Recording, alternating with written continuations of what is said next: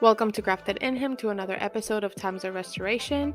My name is Ashley Sellers. I'm an iridologist, nutrition consultant, and wellness coach. And today we are going to be talking about supporting the liver. So last week we talked about the liver, its role in keeping us healthy, its role within our body system and our body function. And so if you have not watched that video, make sure that you do. But today we are going to be wrapping up that topic about the liver by talking about ways that you can support your liver on a regular basis. So let's go ahead and get started. Simple daily tips. Number 1, drink plenty of water to dilute and excrete toxins. Okay, you can add lemon as desired, and you should be aiming for half of your body weight in ounces per day. That's pretty simple, pretty easy, but I've heard a lot of people just don't like drinking water. So maybe adding some fruit and some citrus fruit like lemon is actually going to support your liver, but it's also giving it somewhat of a flavor to your water. My favorite way is to add lemon and some mint leaves. That's one of my favorite ways. Okay, so next, maintaining healthy gut bacteria. Your microbiome plays a key role in escorting toxins out of your body. It's important to understand that. So this shows that our detoxification process starts within our gut. So it's important to maintain that healthy gut bacteria to facilitate that detoxification process. Next, reduce or eliminate alcohol. Alcohol is extremely damaging to the liver. It has been proven over and over and over again, and disrupts the detoxification pathways. So for those heavy drinkers out there, I'm not sitting here saying it's bad to drink. I'm not going to say that, but it does have consequences within our body and our health, and it does affect greatly our liver. Next, get enough sleep. Deep sleep is when you recycle glutathione, which is the body's master antioxidant and detoxification molecule. So when you get enough sleep, your body is recycling glutathione to its active form. Okay, so that's why it's so important to sleep. And I've talked about this before. It has incredible benefits for our health. But I've also mentioned that there are processes that take place while we are sleeping that cannot take place when we're awake, and this is one of them, and it's very crucial for our health. Next is exercise and sweat. I'm not talking about weightlifting, heavy weight, things like that. I'm talking about getting your heart rate up and sweating for at least 30 to 45 minutes per day. So it's important to sweat during exercise to mobilize and eliminate stored toxins and enhance lymphatic and liver clearance. So this is where we can see that the liver and the lymphatic system kind of work together in clearing out the toxins. And one of the ways to support both is by moving, exercising, and sweating. Next, avoid processed and packaged foods. There's nothing good that's going to come out of those. So we might as well just avoid them as much as we can, okay? And instead, include a wide variety of whole fresh foods instead. So it's important to understand that food affects our health greatly. And all of that is going to end up going through the liver. So to detoxify. So it's important the less toxins we're consuming, which they are found in these processed and packaged foods, the better. Because it's not going to become more of a burden for our liver.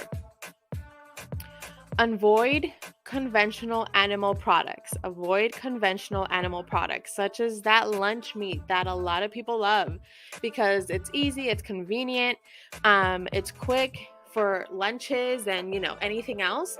So it's important to avoid those as much as we can because they are loaded with synthetic hormones and antibiotics. And the way that they're processed in itself is harmful for the body. And these are produced from animal fed and natural diets, okay? So the animal that you're eating when you're eating those lunch meats, for example, is an animal that was fed unnatural diets containing pesticides and other things which trigger the immune system and increases inflammation. So that's why a lot of people have an autoimmune disease, because they have bacteria, they have pesticides, they have things within the body that are coming in from that meat that they're consuming, and that is triggering the immune system, because the immune system was designed to protect our body from all of those, and it's going to increase inflammation. And once we're consuming that on a regular basis, our immune system is basically on an override, constantly attacking all of that which is in the body. If we're not detoxifying, that's still in there, and that's where we see chronic inflammation, which leads to many other health issues. But that's another topic. So if you eat meat, try to make sure that you eat organic animal grass-fed meat, okay? So organic grass-fed animal products would be a better option if you do choose to continue to eat meat. Next, avoid unnecessary medications such as Tylenol, NSAIDs, and antibiotics. These are not only damaging to the gut lining, but also to the liver and the kidneys. So take only when they're absolutely necessary, okay? Your last resort. You've exhausted all of our options.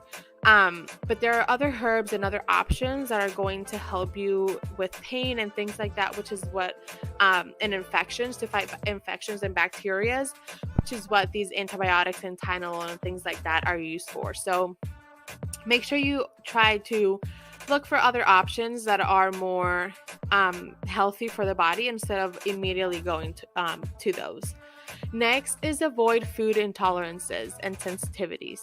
If you're aware of any, make sure that you try to avoid them. And if not, try an elimination diet and listen to your body and see how your body reacts to that.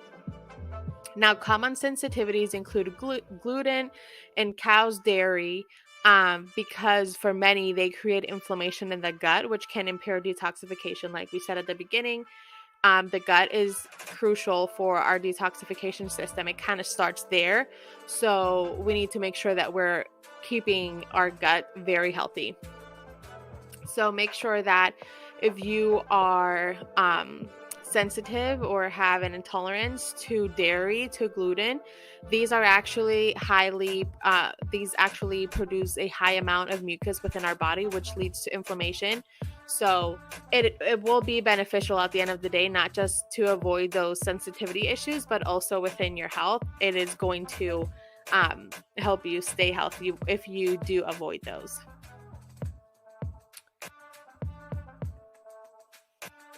Okay, let's dig in a little bit deeper now by talking about what food should we be eating. So we talked about what things we should be avoiding in order to support the liver.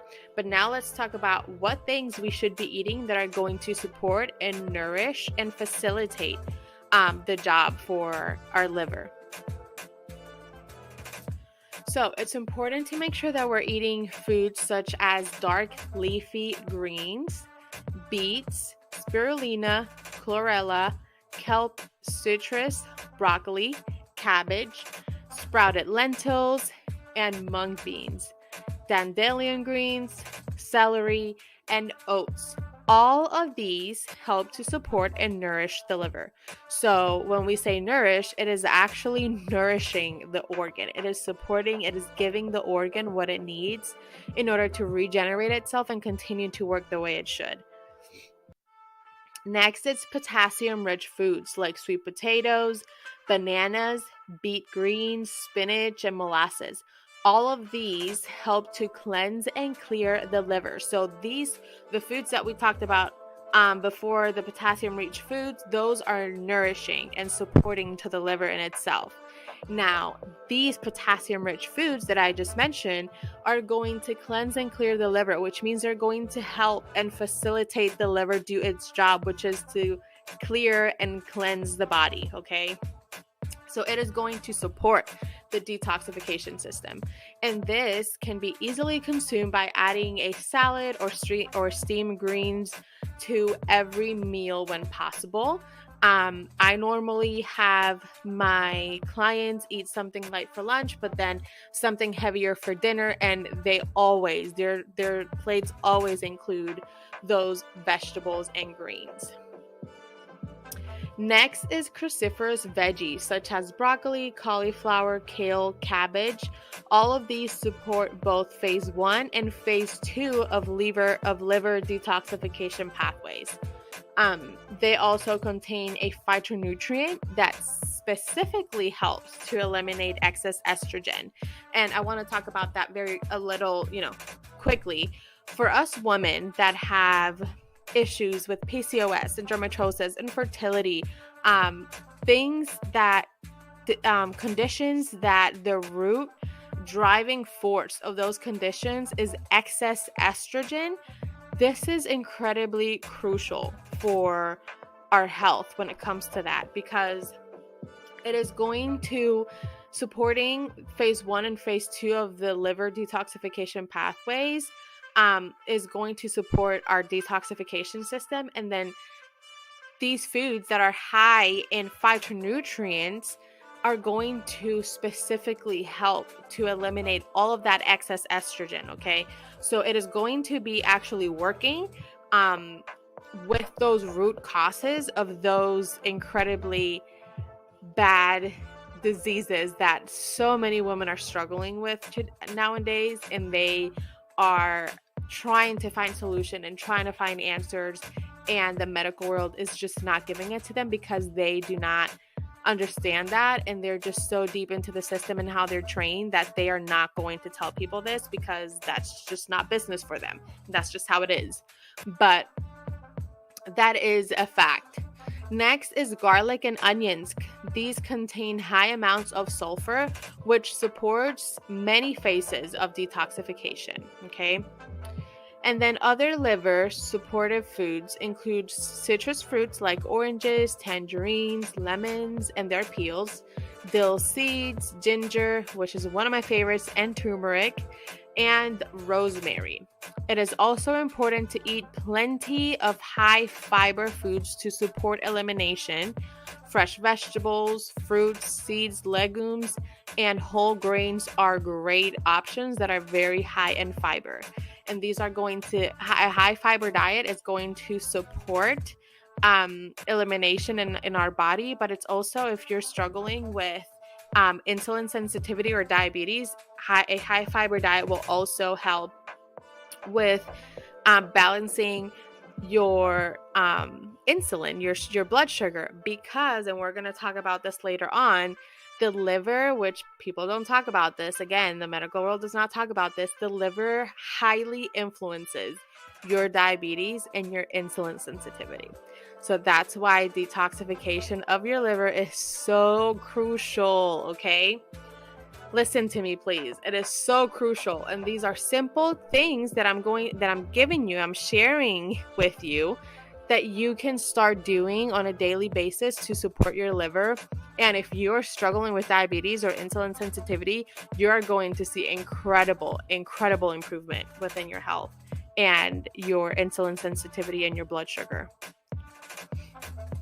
And then lastly, let's talk about herbs for a little bit. So herbs that you can use in order to support your liver is turmeric, ginger, milk thistle, dandelion root, and burdock root. Two of my favorites is actually turmeric and ginger. I drink them every single day, okay? Every single day I consume turmeric and ginger in a tea with lemon. And then another one that I started with when I started changing my eating habits and my lifestyle was burdock root, which was incredible for my health. It helped me cleanse my blood because it was toxic by cleansing my liver. Because when your liver is toxic and it's sluggish and it's not detoxifying well, your blood is going to become toxic. So it's important to understand the link between those.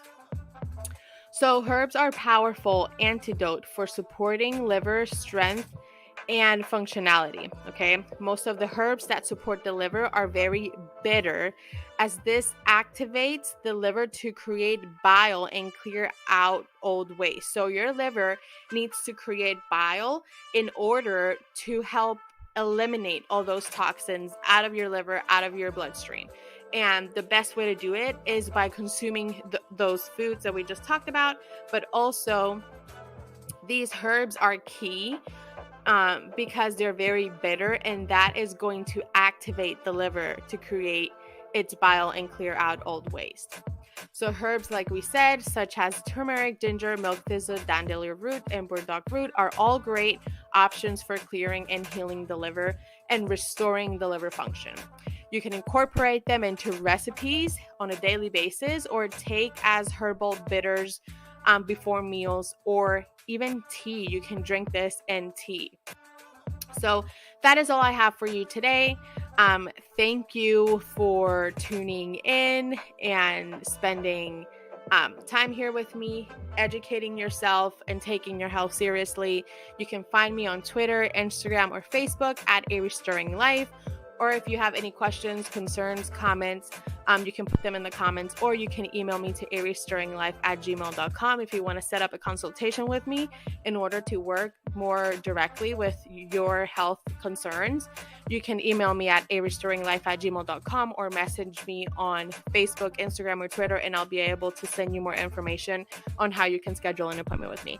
So thank you for tuning in, and I will see you on the next video. Shalom.